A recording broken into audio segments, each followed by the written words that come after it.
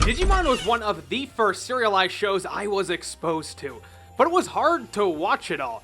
I didn't originally see every episode when it was airing, and there was no complete set of VHS volumes released, just a few here and there. It wasn't until after YouTube came around that I was able to completely, and legally, watch all of Digimon together. I finally got to rewatch all of Adventure and the other Digimon series, which I only caught a few episodes of as a little guy. Tamers and Frontier, a show which just completely turned me off. Part of what makes Digimon Digimon are the partner Digimon, a special digital monster chosen or handpicked for a certain kid. The kid's relationship to the Digimon will often act as a surrogate to show how the kids learn and grow up. The relationship between the kid and their Digimon was something that I really valued in the series. I was so in love with the partner concept that the idea Digimon would get rid of it was genuinely upsetting. In Frontier, the cast didn't partner with Digimon, they turned into Digimon. But this seems to be many people's only complaint about Digimon Frontier. I remember liking Frontier when I rewatched it all those years ago. So it's time to realize something. There have been tons of great stories where the main character doesn't have a Digimon. The Iliad, Citizen Kane, Gossip Girl. Digimon Frontier isn't bad because the kids transform into Digimon. No, it's bad for completely different reasons. Beans, they've gone off without us again. Did you say they have beans? You are a small sliver of light in this dark, dark world.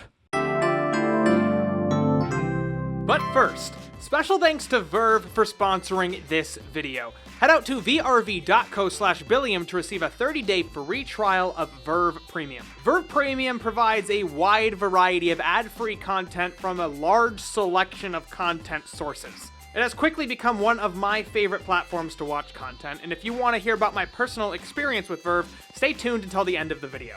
That's vrv.co/Billiam to receive a 30-day free trial of Verve Premium. I really don't want this to be an angry review. I'm not coming at this from a place of anger or from a desire to rant. I was just bored while watching Frontier. Consider this my catharsis. Frontier takes place in its own universe separate from the other Digimon shows. It begins one evening with every child ever getting a phone call by a mysterious adult telling them that they need to pursue their destiny and board a train right before 5 p.m. The kids are all taken to the digital world. While most of the children go home, 5 in particular start hanging out with one another. Their cell phones turn into detectors, which allow them to transfer data from the digital world and channel the power of the legendary warriors, allowing them to turn into Digimon. They eventually learn they were chosen over every other kid after arriving in the digital world to put an end to some ancient evils. The plot to Frontier is simple, but it's genuinely well constructed. There's early foreshadowing to things that don't pay off until the very end of the series, and the conflict of the entire show involves this ancient feud between the higher powers of the digital world. But there's a lot of filler, and the world built doesn't seem to reflect what we're told about the lore. We learn about this ancient war between beast-type and human-type Digimon. Eventually, the war ended and 3 celestial Digimon took over to govern the digital world. Cherubimon, a beast type, along with Ophanimon and Seraphimon, 2 human types. Cherubimon turned evil and raised a beast-type army to usurp the other 2, which it was able to raise due to the belief that beast-type Digimon didn't have enough political power. This backstory is told over and over again, but we never see this conflict between the 2 Digimon types outside of when the backstory is explained. The kids get beast-type and human-type transformation, but that's really all that's mentioned from it. There's also a lot of filler, and filler can be great. A single episode does not have to drive the plot forward. Filler can be good for world development. But when it feels disconnected from everything else, the world seems to be less real. And let me tell you, this world is already not very real. We'll give you back to your partner in exchange for our women. So initially, the cast of Frontier is made up of 5 characters: Takuya, Koji, Tommy, Zoe, and JP. Besides their perceived role in the show, leader, little kid, angsty boy, I couldn't tell you much about their character. I can tell you what happened to them and the character beats they want you to recognize, but it all feels so one note. Tommy is a little kid who needs to learn to fend for himself. Okay, he does, like 5 times, and every time he learns this exact same lesson, they frame it like it's the very first time he's ever even thought about it. JP and Zoe had trouble making friends, but now they know the true meaning of friendship. And Koji, Well, Koji has attachment issues because his mom died when he was very young, and now he doesn't want to get too close to his stepmom. Oh, but there's a big twist in the middle of the series. It turns out his mom isn't actually dead. His dad just lied to him so he can get his dick wet. Yeah, you don't need to play nice with stepmom anymore. She probably knew about the whole thing. Also, turns out Koji has this secret twin brother, whose primary conflict is he's being controlled by an evil Digimon. Once he finally joins the team, he adds nothing to their dynamic. Takuya wears goggles, so he's the main character. I think a lot of the problems I have with these characters is I don't really understand their dynamic.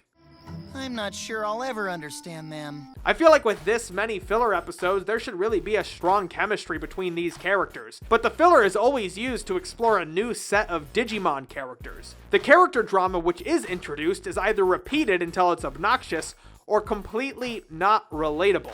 Of course, in fantasy stories, there are unrealistic situations, but the good ones have human emotion lying underneath everything. It should be drama from character interaction with magic, not character drama because of magic. In the original Digimon show, the problems the characters faced were fantastical and whatnot, but the motivating factors for the human characters weren't. Worrying about a loved one, living up to high expectations, being attracted to your... In Digimon Frontier, there's a lot of situations where an external magical force causes character conflict, like a Digimon infecting Tommy's dreams, not being able to control a powerful spirit, an evil dark force controlling your actions and obscuring your memories. It's boring, because there's no proxy for that feeling in real life. Jeremy Renner, I get it now.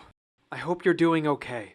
Frontier also has a way of making its villains overstay their welcome. There are one-off villains here and there which are fun, like Ice Devimon, but that's only because his English voice is a Christopher Walken impression. Do you have tasty data like those others? Yummy.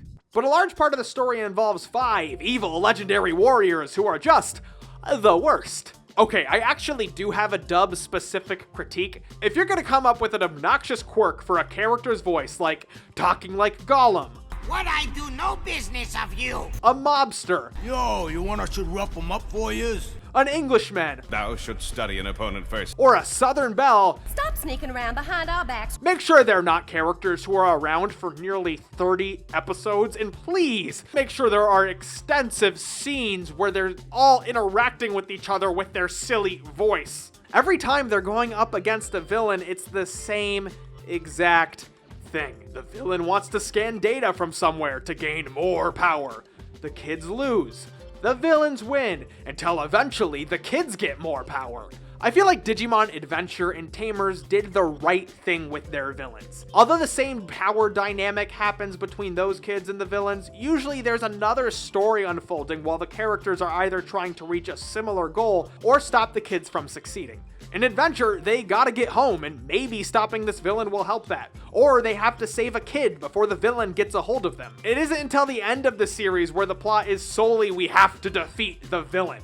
And when they do decide that saving the digital world should be their primary objective, we've had over 40 episodes of meeting characters and understanding the importance of this place. It's something they have to learn to care about. But Frontier is literally driven by the fact that the kids don't know what they're supposed to do, and they're on their way to a location where hopefully they'll find out what they're needed for. There's no motivating force. The characters always have the option to go home. They choose to stay in the digital world because, I don't know, it'll be fun, I guess. I think the backstory to Frontier is well thought out, but how the characters interact with that story is not.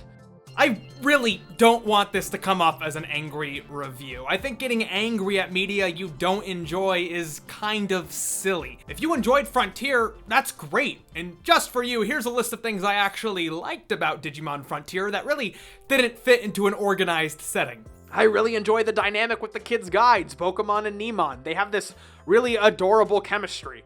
Hey, do you think this would bounce? Ugh, give me that. I like it when Cherubimon, Seraphamon, and Ophanimon are reborn as their rookie stages and all play around with each other. It's adorable. I like how there's no strict adherence to the power scaling of Digimon levels. If you want a champion level Digimon, stage 4, to beat up a mega level Digimon, stage 6, it should totally be able to as long as it serves the story.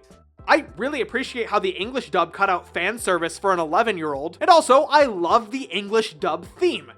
It kicks ass, which is such an upgrade to the weird original theme song, which I love nostalgically, but it really isn't so good. Yo, if this video gets 10,000 likes, I'll do a cover of the Frontier song. I don't even sing, but I'll do it. I feel like Digimon Frontier gets a bad rap for changing up the formula. And you could argue it was doing something new, but I really don't think it was. The concept of kids turning into superheroes through a transformation sequence is seen all throughout anime.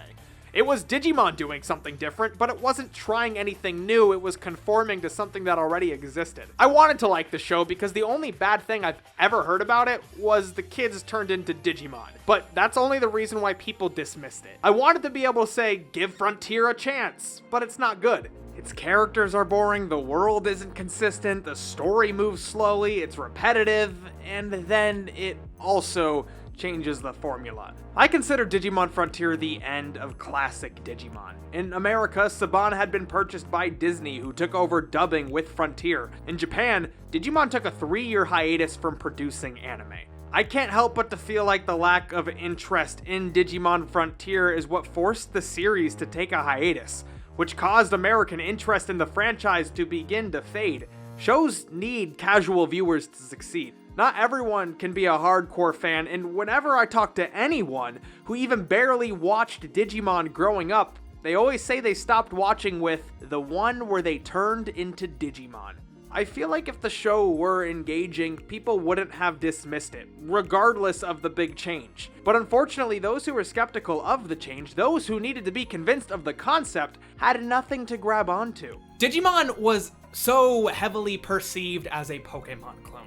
To get past that stigma, it had to be better than Pokemon.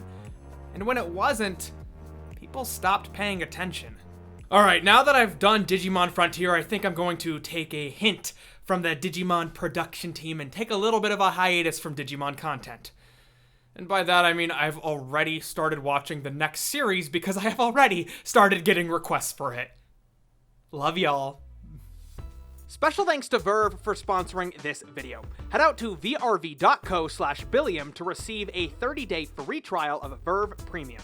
Verve Premium offers a great selection of ad-free content from a wide variety of sources, including Crunchyroll and Funimation for anime, and recently, Nick Splat, which has a great selection of classic Nickelodeon shows. I've been checking out a bit of Chalk Zone for the first time in forever, and that may be a video waiting to happen. Verve is available on a wide variety of streaming devices, and its online sync feature has become essential for my review workflow for these Digimon videos. I watched Digimon Tri and Frontier completely through Verve, and it's quickly become one of my favorite platforms. So check it out, help out the show, and go to vrv.co/Billiam to get a 30-day free trial of Verve Premium. Thank you for watching this video. If this is your first video of mine, please consider subscribing to see more great Digimon content. If you're already subscribed, consider following me on both Twitter and Instagram. That's where I keep updates about where I am and when the next video is coming out, as well as what's going on in my personal life. So anyways, thank you for watching, have a good day, and I will see you next week.